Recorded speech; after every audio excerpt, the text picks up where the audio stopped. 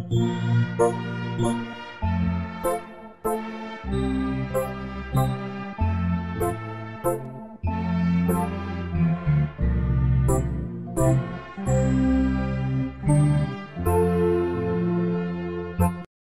à Dieu. Nous voulons bénir le Seigneur pour notre présence à ce temps de la grâce. Et notre prière est que ce temps soit profitable à chacun de nous. Baissons la tête pour la prière. Papa, merci pour ce temps de la grâce. Merci pour ton amour véritable. Merci pour tes projets et tes plans pour chacun de nous. Merci pour le prix qui a été payé au calvaire. Et merci pour comment tu conduis les hommes à toi et par ta puissance, tu les établis dans ton royaume. Nous bénissons ton nom, Père, pour la réponse. Conduis-nous en ce moment. Au nom de Jésus, nous avons prié. Amen. Alors, nous rendons toute la gloire au Seigneur pour ce temps que nous passerons ensemble. Et le message est intitulé « Développer une foi stable pour le progrès ». Développer une foi stable pour le progrès. Nous lisons dans Romains chapitre 6 et le verset 23. Il dit là-bas, « Car le salaire du péché, c'est la mort, mais le don gratuit de Dieu, c'est la vie éternelle en Jésus-Christ, notre Seigneur. » Voyez, il est là, question du don gratuit de Dieu à travers Jésus-Christ. Romains chapitre 6, voyons le verset 10. Il nous dit là-bas, « Car il est mort et c'est pour le péché qu'il est mort, une fois pour toutes. Il est revenu à la vie et c'est pour Dieu qu'il vit. » Donc nous parlons de la foi et comment cela se réalise-t-il? Éphésiens chapitre 6, Éphésiens chapitre 6, nous lisons le verset 10 d'abord. Verset 10, au reste, fortifiez-vous dans le Seigneur par sa force toute puissante. Fortifiez-vous. Voyez, on a besoin d'être fort dans le Seigneur. Verset 16, il dit, prenez par-dessus tout cela le bouclier de la foi avec lequel vous pourrez éteindre tous les traits enflammés du malin. Il est question du bouclier de la foi que le croyant doit prendre par-dessus tout. Voyez, c'est très très important, mais sans cette foi, qu'est-ce que nous pouvons faire? La foi est la chose commune qui relie les croyants ensemble. Sans foi, notre chrétienté est inutile et nos œuvres sont impures devant Dieu comme des vêtements souillés. Alors, on ne parle pas de succès, il n'est pas question de progrès sans une foi stable.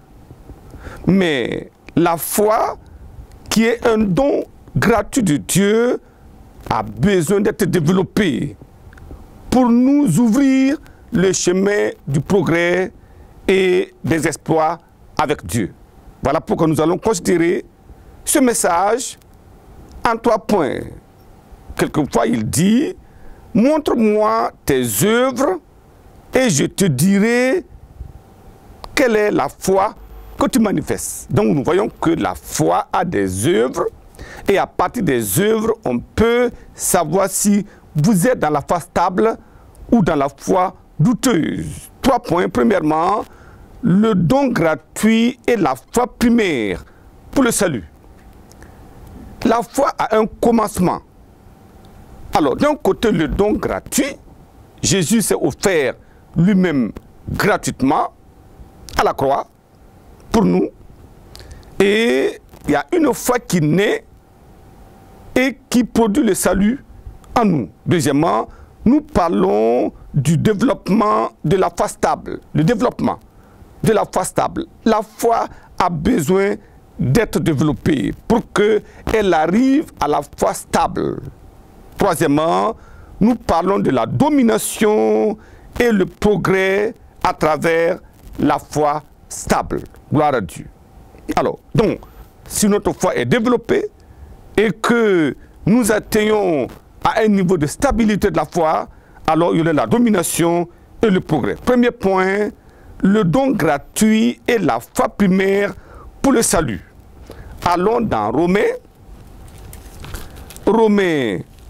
chapitre 5 et nous lisons à partir du verset 17 et le verset 18. Il dit ceci, verset 17, « Si par l'offense d'un seul, la mort a régné par lui seul, à plus forte raison, ceux qui reçoivent l'abondance de la grâce et du don de la justice régneront-ils dans la vie par Jésus-Christ, lui seul. » Voyez, Adam a péché et la mort a régné parce que le péché était là.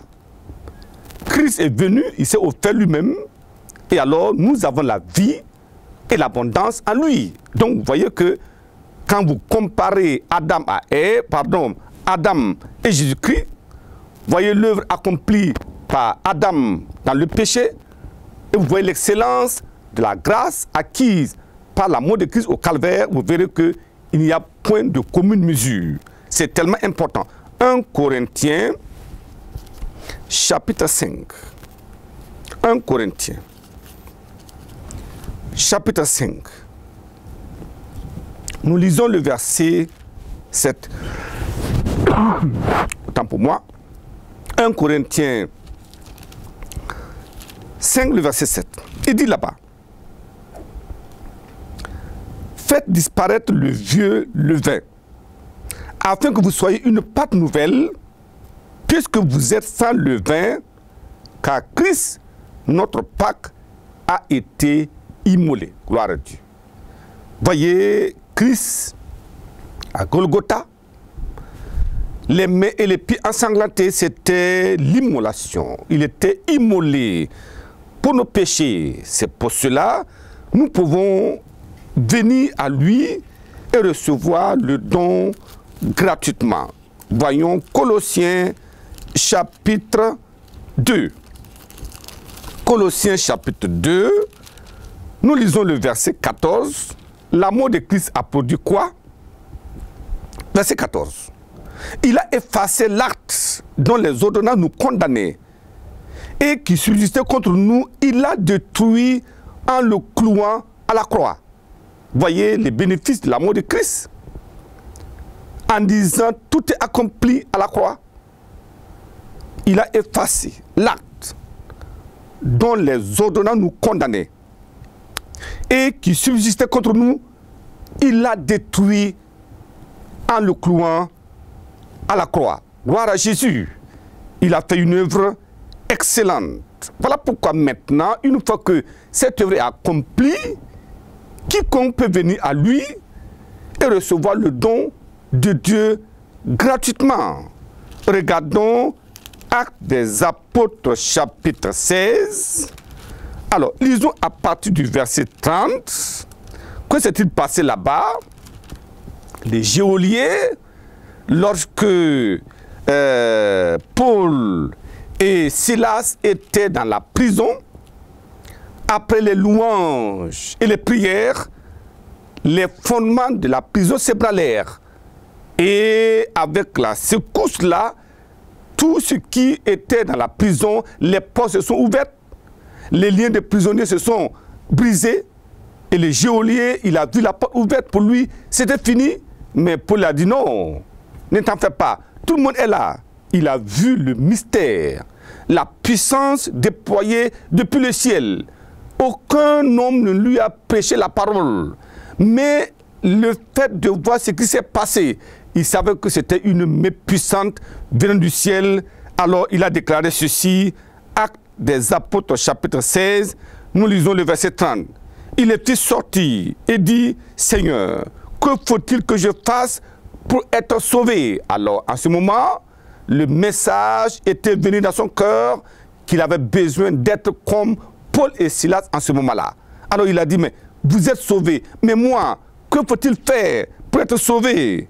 Alors, le verset 31, Paul et Silas lui répondirent, crois au Seigneur Jésus et tu seras sauvé, toi et ta famille. Voyez, Christ était déjà mort à la croix.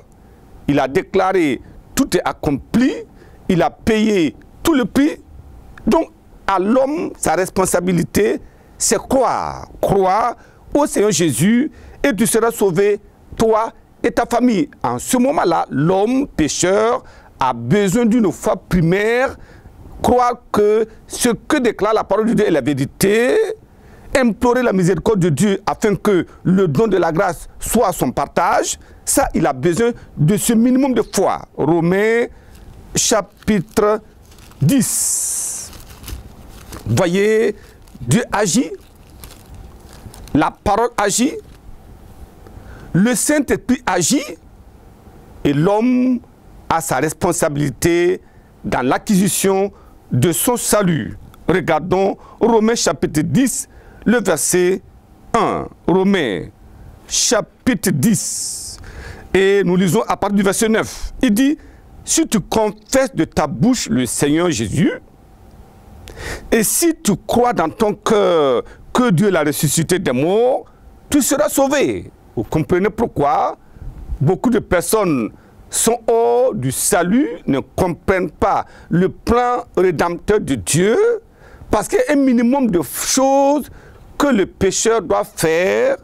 Si tu confesses de ta bouche le Seigneur Jésus, et si tu crois dans ton cœur que Dieu l'a ressuscité des morts, tu seras sauvé. Car c'est en croyant du cœur qu'on parvient au salut, c'est en confessant de la bouche qu'on parvient au salut selon ce que dit l'Écriture. On parvient à la justice par la foi dans le cœur et on parvient au salut en confessant de la bouche le Seigneur Jésus. Car il dit, quiconque croit en lui ne sera point confus. La confusion n'est pas dans le camp de ceux qui croient en lui. Cette foi primaire que nous avons, alors nous permet d'accéder au salut gratuit de Dieu. Voyez, donc, la foi véritable est suscitée lorsque l'œuvre excellente de Christ est exposée et que l'homme ouvre sa bouche, croit au Seigneur, alors le salut lui parvient.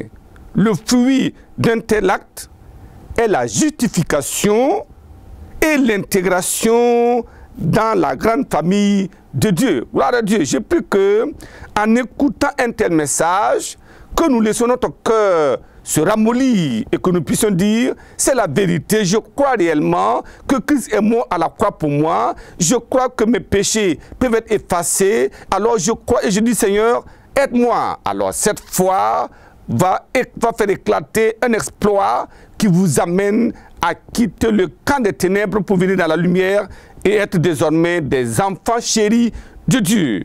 Alors, donc vous voyez qu'il y a la justification et l'intégration dans la famille de Dieu. Une nouvelle vie commence et cette foi a besoin d'être nourrie, développée pour donner naissance à des géants dans le royaume. Vous voyez, quand on met un enfant au monde, on croit que l'enfant va grandir, mais si après 10 ans, cet enfant ne peut pas marcher, il y a un problème.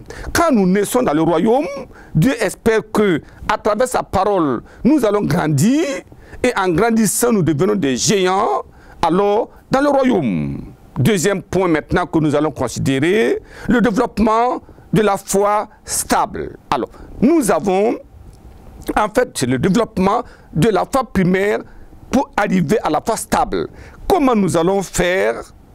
Quels sont les moyens pour le développement de cette foi naissante en nous?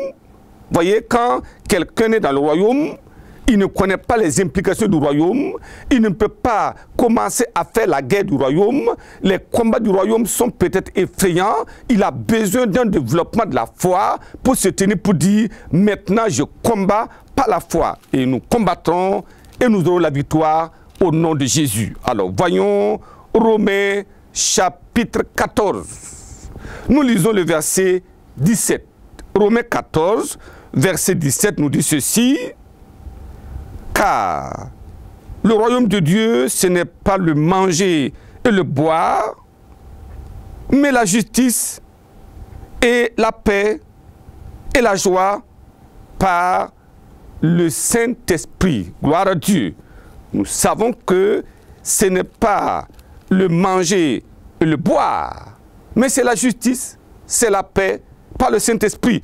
Romains chapitre 10, le verset 17. Il dit là-bas, ainsi, la foi vient de ce qu'on entend, et ce qu'on entend vient de la parole de Christ. Nous ne pouvons pas développer notre foi en nous mettant en marge dans l'étude de la parole de Dieu. Nous devons étudier, méditer la parole. Alors voilà pourquoi le Seigneur disait à Josué, regardons Josué chapitre 1, nous lisons le verset 6. Il dit là-bas, fortifie-toi et prends courage, car c'est toi qui mettras ce peuple en possession du pays que j'ai juré à leur père de leur donner. Fortifie-toi seulement et aie bon courage. En agissant fidèlement selon toute la loi que Moïse, mon serviteur, t'a prescrite, ne t'en détourne ni à droite ni à gauche, afin de réussir dans tout ce que tu entreprendras. Que ce livre de la loi ne s'éloigne pas de ta bouche.